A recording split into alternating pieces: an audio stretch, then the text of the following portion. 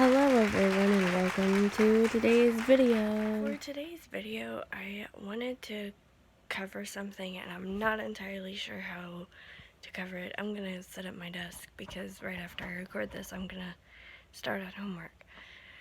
But I wanted to cover the assumption that people think that you just automatically live with a sighted person when you're blind and thus automatically have help. That is not always the case. Blind people are in fact capable of living by themselves. And this ties into the assumption that if I couldn't see, I wouldn't be able to do this. But what I need everyone to realize is that blind people, over the course of their lives, have over 9 months worth of training in order to be able to do the things that you couldn't do if you thought that you lost your sight tomorrow. Okay, so blind people are very much capable of living by themselves, and in fact do. Blind people are also capable of being parents, and that is something that I really wish that more doctors and medical staff and social workers realized, is that blind people and people with other disabilities can have kids and successfully take care of and raise kids. But that's not what we're going to talk about necessarily. We're going to talk about one of my huge pet peeves when it comes to blindness, and that is the assumption that you have a sighted person to help you. I hate this. I call this taking away my personal choice, because when you tell me, just have a sighted person read you the book, just have a sighted person read you the paper, just have a sighted person read you this document, just have a sighted person help you fill this out, you're literally taking away my choice, because I have to give somebody information or let someone read information that you wouldn't want anyone else to read, right? So these papers, these documents sometimes have really personal information on it, you know, like your medical history or your social security number. And to just be like, oh, well, you live with a sighted person so they can help you. That's kind of like, I want you guys to stop for a minute and put yourself in someone else's shoes, another blind person.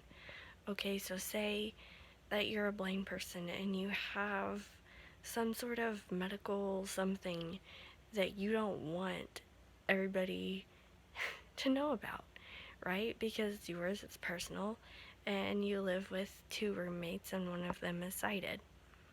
Well, how would you feel if the nurse handed you a stack of papers and said, go have your sighted roommate help you fill this out?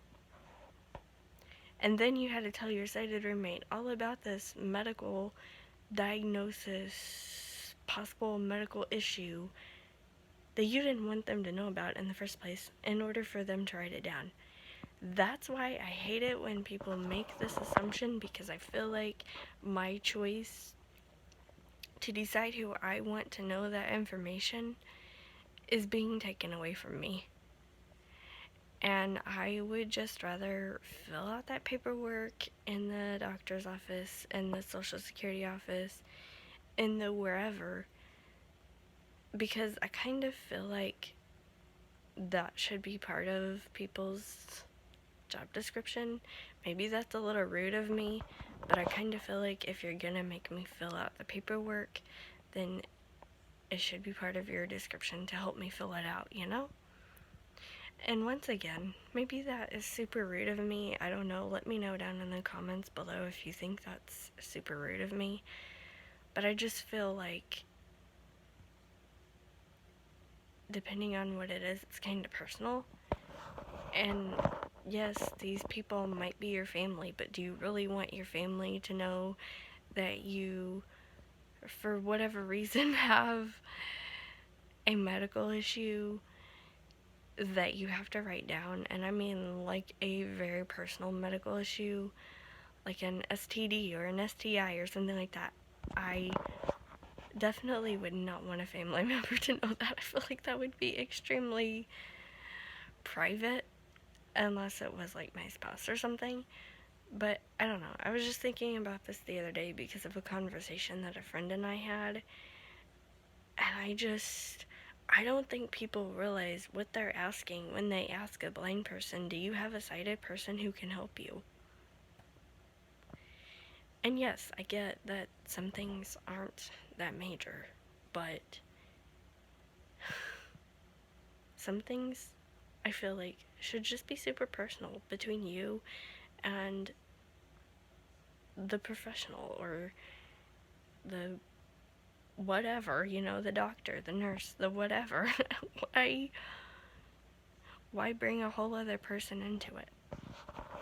Anyway, that's my thoughts. Let me know down in the comments what you think. Don't forget to give this video a thumbs up, like my Facebook page, follow me on Twitter, follow me on Labrie, follow me on TikTok. Did I just say Labrie? I meant Odyssey, same thing. And you can find all of that on my YouTube page below the About section and down in the description below. And my email address can be found in the About section and down in the description below. Don't forget to leave a comment if you have a question, idea, suggestion, topic of conversation. Maybe you want to start a conversation with me about this video because you don't agree with it. That's fine. Just be respectful. With that being said, I will see you tomorrow. Bye, guys.